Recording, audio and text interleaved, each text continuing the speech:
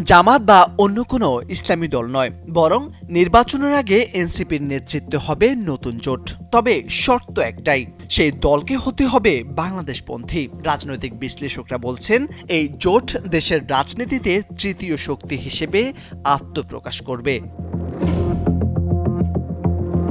বাংলাদেশের রাজনীতিতে দুই বড় দলের বাইরে নতুন এক সমীকরণ তৈরির চেষ্টা চলছে দীর্ঘদিন ধরে। জামাত সহ অন্যান্য ইসলামী দলকে বাদ দিয়ে বাংলাদেশপন্থী দলগুলো নিয়ে জোট গঠনের উদ্যোগ নিয়েছে এনসিপি, এমন খবর বেরিয়েছে গণমাধ্যমে। ধারণা করা হচ্ছে এই জোটের নেতৃত্ব থাকবে এনসিপির হাতে।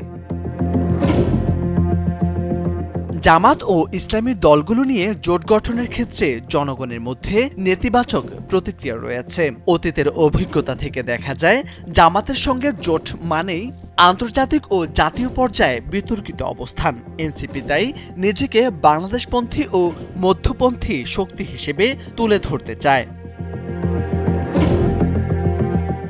দ্রুত নিবন্ধন সম্পূর্ণ করার ঘোষণা দিয়েছে এনসিপি। চলতি মাসেই নিবন্ধন পেতে যাচ্ছে বলে ধারণা করা হচ্ছে। ইতোমধ্যে দেশের বিভিন্ন অঞ্চলে সাংগঠনিক বিস্তার ঘটাচ্ছে। ছাত্র সংগঠন দুর্বল হলেও নেতৃত্ব পর্যায়ে তারা আস্থা রাখতে চায়। চ্যানেল 24-কে দেওয়া সাক্ষাৎকারে এমনটাই জানান দলটির যুগ্ম আহ্বায়ক জাবেদ রাসিন।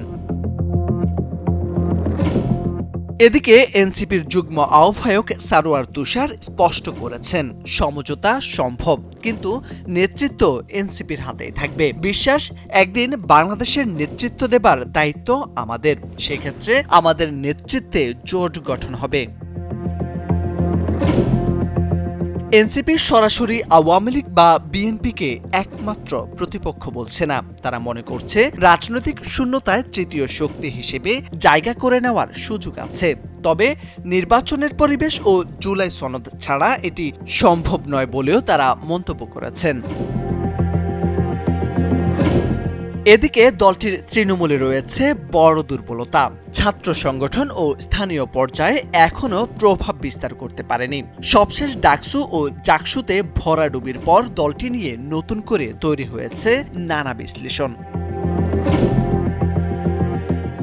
বাংলাদেশের রাজনীতিতে তৃতীয় শক্তির প্রয়াস নতুন নয়, তবে এনসিপির ঘোষণা ভিন্ন। তারা বলছে, বাংলাদেশপন্থী পরিচয় দিয়েই জোট গঠন করতে চায়। এখন প্রশ্ন একটাই, দলগুলো কি এনসিপির নেতৃত্ব মেনে এক ছাতার নিচে আসবে, নাকি এটি থেকে যাবে কেবল ঘোষণায়?